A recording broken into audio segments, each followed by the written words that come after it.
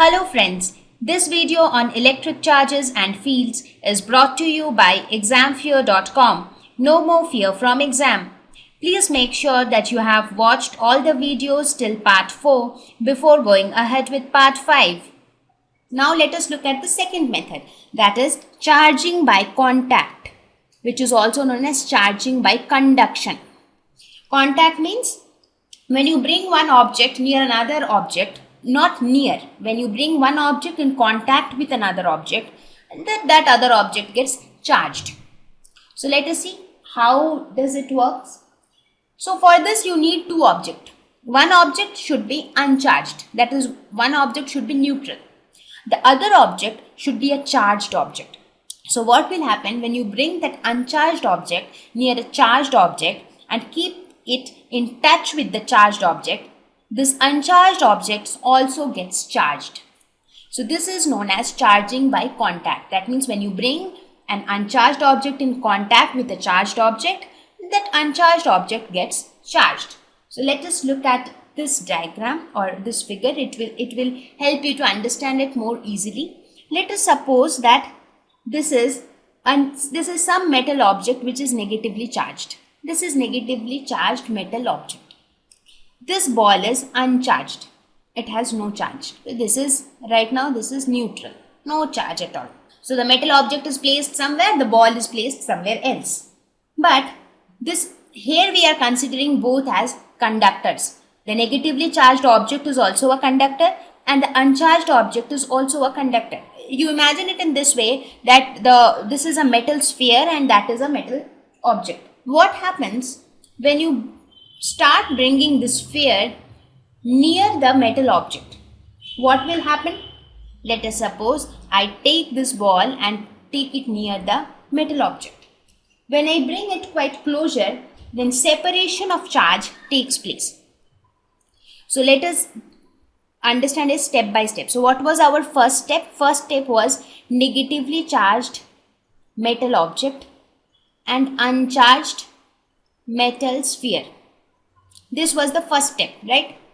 In the second step, what happens? In the second step, I am bringing the uncharged object near to the charged object. So what is happening when it goes quite near? If you see now, they are very near to each other.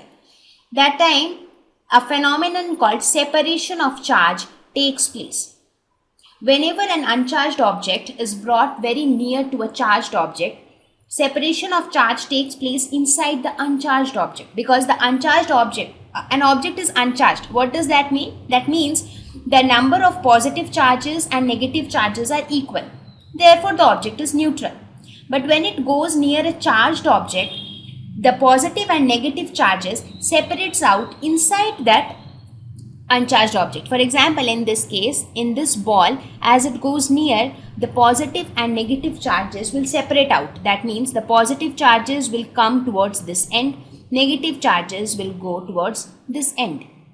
That's because this is negatively charged, right? So the positive charges tend to come towards the negative charge and the negative charges tend to go away from it. So this negative and this negative repel. So negative charges tried to go as much away as possible and positive charges tried coming as close as possible. So what is happening inside the sphere? The charges are getting separated. This is known as separation of charge. So separation of charge takes place whenever an uncharged object is brought closer to a charged object, right? Now you take the object even closer and the object goes in contact with the charged metal object. Now the both are in touch with each other. So they are in contact. Now what happens? Since this object is negatively charged, the electrons in this object tend to flow into this metal sphere. Because this metal sphere will have positive charges near this end.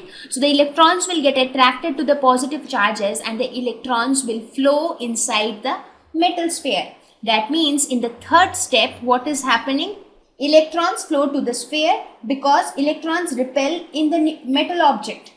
They want to go as far as possible, because here also this is negatively charged object, right? So the electrons inside this, they also try to go as much far as possible with the negative charges. So they get another object where the positive charges are nearer to them, so they come inside that object.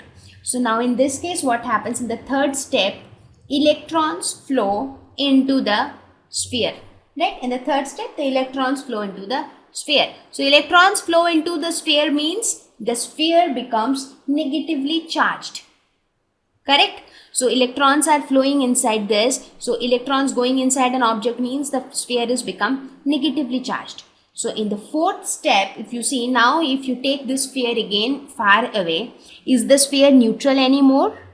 No. Now the sphere is negatively charged because it has extra electrons.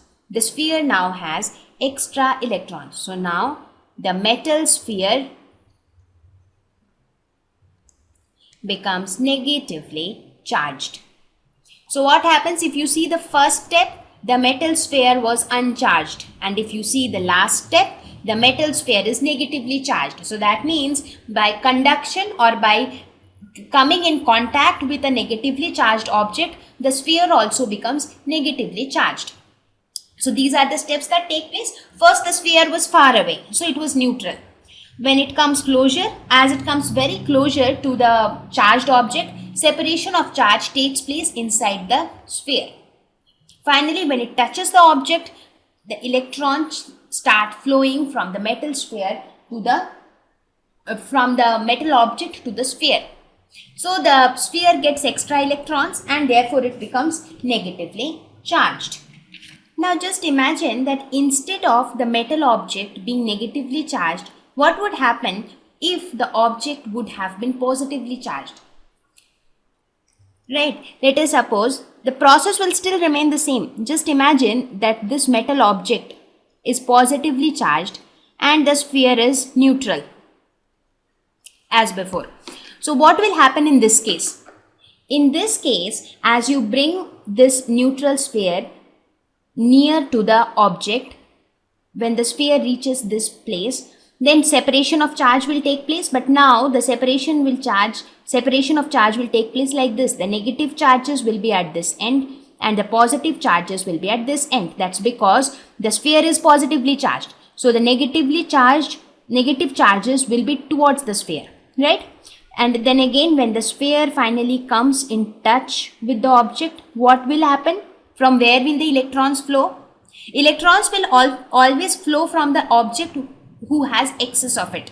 So earlier the sphere was negatively charged. That means earlier the object was negatively charged. So it had excess of electrons. So the electrons had flown from the object to the sphere. But now the sphere had more negative charges than this. This object is positively charged means it has scarcity of electrons. So in this case, what will happen?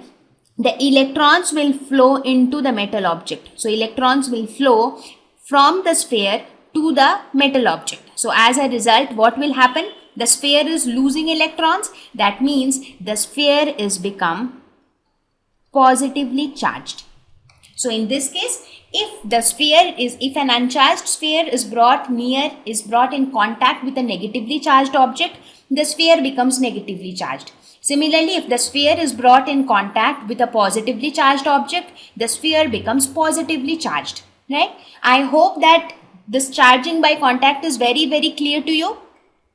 Okay, in that case, we can go ahead and look at the third way of charging rather, that is called charging by induction. Thank you. Please visit examfear.com to watch free educational videos, try free online tests, get the best quality study materials, study from the best tutors and mentors, and much more.